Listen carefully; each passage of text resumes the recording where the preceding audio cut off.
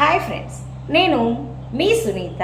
నేటి కథలో భాగంగా ఈ రోజున రుణానుబంధం.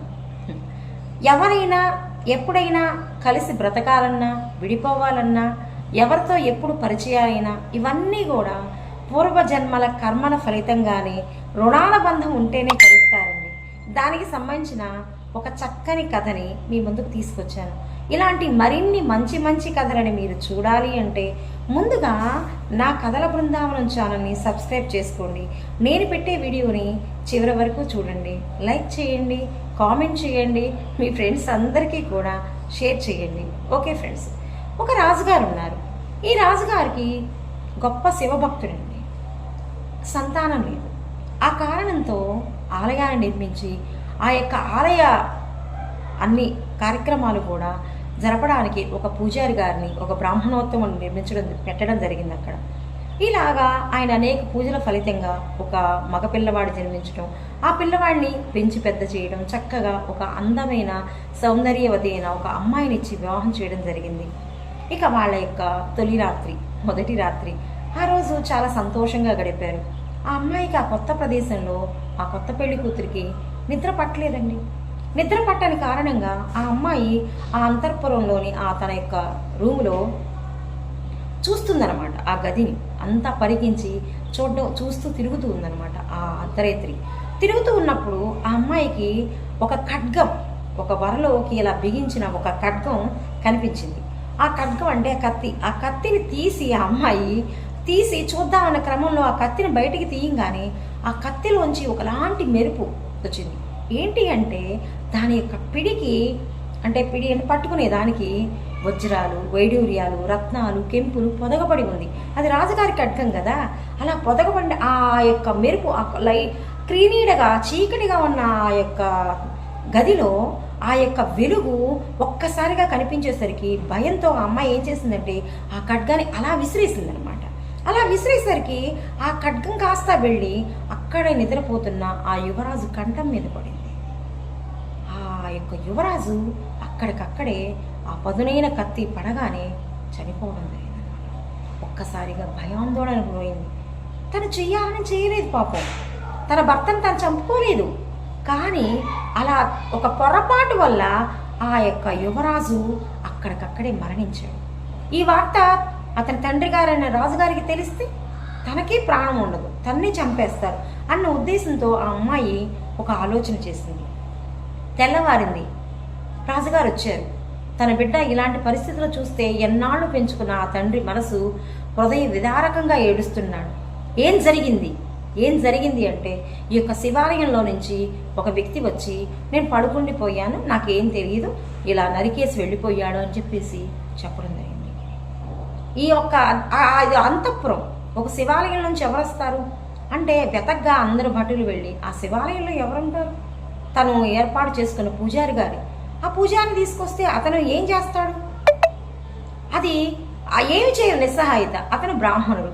అతను చంపితే ఇంకా మహాపాపం. ఏం జరిగిందో అర్థం కాని అయోమయ స్థితిలో ఉన్న రాజుగారు అతని చేతిని, నా బిడ్డను చంపి నా చేతిని నరకండి అని చెప్పేసి ఆజ్ఞాపించడం. అలా చేతిని నరకబడ్డాడు. ఇక ఆయన ఇక్కడి నుంచి వెళ్ళిపోమన్నారు. ఆయన అవమాన భారంతో, అంటే తను ఏ తప్పు చేయలే పాపం. వాస్తవాలు వేరు, జరిగింది వేరు. ఆ అమ్మాయి చేసిన తప్పిదం అది. కానీ తన ప్రాణం నిలుపుకోవడం కోసం ఇంకో వ్యక్తి మీద నింద వేసింది. అతను ఏం చేయలేడు. రాజుగారి ఆజ్ఞానుసారం తలంచుకున్నాడు, చెయ్యి తీసేశారు. ఇక అక్కడి నుంచి ఉండలేకపోయాడు, బయటికి వెళ్ళిపోయాడు. కానీ మనసు పరిపరి విధాల శోకిస్తుంది, బాధపడుతుంది. నేను ఇన్నాళ్ళు ఎంతో సేవగా, ఎంతో నమ్మకంగా ఉన్న ఉత్తముణ్ణి, దైవారాధన తప్ప నాకు మరో ధ్యాసే లేదే. అలాంటి నన్ను ఈ రోజున ఇంత అవమానకరంగా చెయ్యి నరికి వేశారు. నేను తెలుసుకోవాలి, ఏంటి దీనికి ఒక బలమైన కారణం ఏదో ఉండుంటది, నేను తెలుసుకోవాలి అనుకున్నాడు. అనేక మందిని ఇలాంటి పూర్వజన్మకు సంబంధించిన విషయాలు చెప్పే వ్యక్తుల గురించి అడగడం జరిగింది. ఒక రామాపురం అనే గ్రామంలో ఒక ధర్మయ్య అనే అతను ఉన్నాడు. అతను తన యొక్క ముందు వెనక జన్మల గురించి అన్ని వివరిస్తాడు అని చెప్పడం జరిగిందనమాట. ఇక అతను వెతుక్కుంటూ ఆ గ్రామం వెళ్ళాడు. వెతగ్గా అందరూ చెప్తున్నారు, ఓ ధర్మయ్య గారా, చాలా మంచివాడండి, బాగా చెప్తారండి, ఇలా అందరూ అతన్ని పొగుడుతున్నారు మంచిగా. ఇంకా అలాగా అతను ఆ ఇల్లు వెతుక్కుంటూ వెళ్ళాడు. వెళ్ళగానే తలుపు కొట్టాడు. ఒక ఇల్లాలు బయటకు వచ్చింది. వచ్చి ఏం కావాలి అంది. ఆ ధర్మయ్య గారు ఉన్నారంటే లేరు, మీకేం కావాలి అంది. ఏం లేదు, నేను ఎలాగంటే వస్తాలే కూర్చో అంది. అతను ఎంత సౌమ్యంగా ఎంత నిదానంగా ఆమెను అడుగుతున్నా ఆమె అంత కరుకుగా సమాధానం చెప్తుంది, ఎంత ఈసడింపుగా చెప్తుంది. ఊరంతానేమో అతని గురించి గొప్పగా చెప్తుంటే ఈవిడ భార్య ఈసరించుకుంటుంది. చాలా ఆశ్చర్యానికి లోనయ్యాడు. సరే కూర్చున్నాడు. ధర్మయ్య గారు వచ్చారు. వచ్చి ఎవరవయ్యా నువ్వు అంటే, నేను ఫలానా ఫలానా మీ దగ్గర ఇలా చెప్పించుకోవడానికి వచ్చానని చెప్పడం జరిగింది. సరే వస్తాను నాయన, కూర్చోను ఆయన అని చెప్పి అతను కాళ్ళు చేతులు కడుక్కొని వచ్చి కాస్త దాహం తీర్చుకొని వచ్చి కూర్చున్నాడు. కూర్చుంటే ఏం కావాలి నాయన అంటే, నాకు చిన్న సందేహం ధర్మయ్య గారు, అడగమంటారా అంటే, అడుగు నాయన అన్నాడు. ఊరంతా మిమ్మల్ని ఎంతో పొగుడుతున్నారు, ఎంతో చక్కగా మెచ్చుకుంటున్నారు. ఇంట్లో మీ భార్య ఏంటండి ఆ రకంగా చేదరించుకుంటుంది, ఎంతగా చేదరించుకుంటుంది? పరాయి వాడిని నేను, మీరు మీ గురించి గౌరవంగా అడుగుతున్నప్పుడు కూడా ఎంతో చేదరింపుగా అసహ్యంగా మాట్లాడుతుంది, అది ఎందుకండి అన్నాడు. ఏం లేదు నాయన, అది మా కర్మ అన్నాడు. ఏంటో నాకు చెప్తారా, మీకేం అభ్యంతరం లేకపోతే అన్నాడు. తప్పకుండా, నేను పూర్వజన్మలో కాకినయ్యా, ఆవిడ గాడిదే. ఆవిడకి రాచపుండు పడింది నడుము మీద.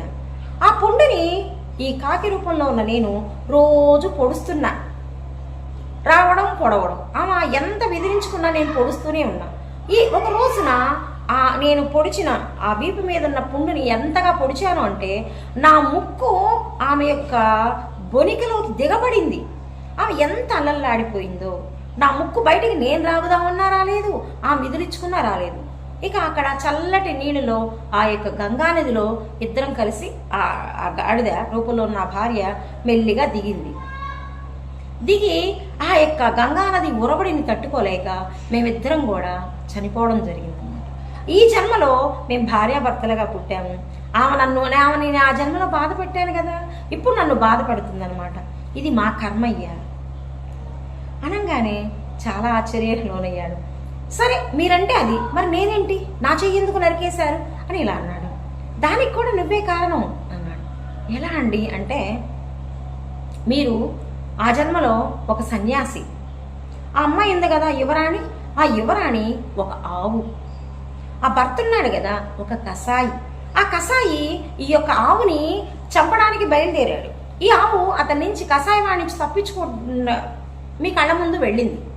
ఆ కసాయివాడు వచ్చి మిమ్మల్ని ప్రశ్నించాడు, ఆవు ఎటుగా వెళ్ళింది అని. అప్పుడు మీరేం చేశారో తెలుసా, ఈ దిక్కున వెళ్ళింది అని ఆ దిక్కును చూపించారు. చూపించేసరికి ఆ కసాయి వెళ్ళి ఆవును చంపడం జరిగిందనమాట.